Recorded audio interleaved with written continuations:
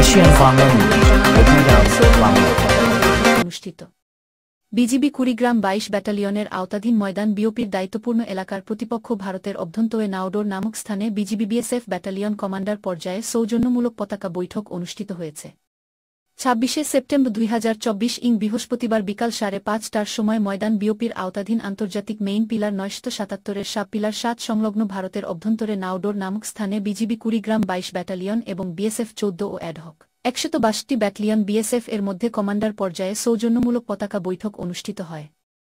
বৈঠকে বিজিবির ১৯ সদস্য বিশিষ্ট প্রতিনিধি দলের নেতৃত্ব দেন বিজিবি কুড়িগ্রাম ২২ ব্যাটালিয়নের অধিনায়ক লেফটেন্যান্ট কর্নেল মুহাম্মদ মাসুদুর রহমান এবং বিএসএফ এর ২৬ সদস্য বিশিষ্ট প্রতিনিধি দলের নেতৃত্ব দেন ১৪ বিএসএফ ব্যাটালিয়নের কমান্ড্যান্ট শ্রী কৌশলেশ রায়।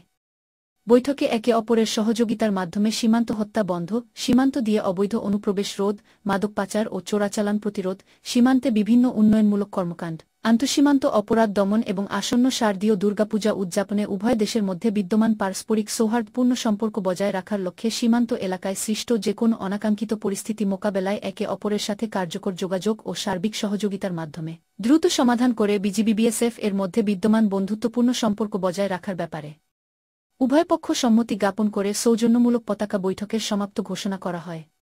এ সময় বিজিবির সহকারী পরিচালক মো.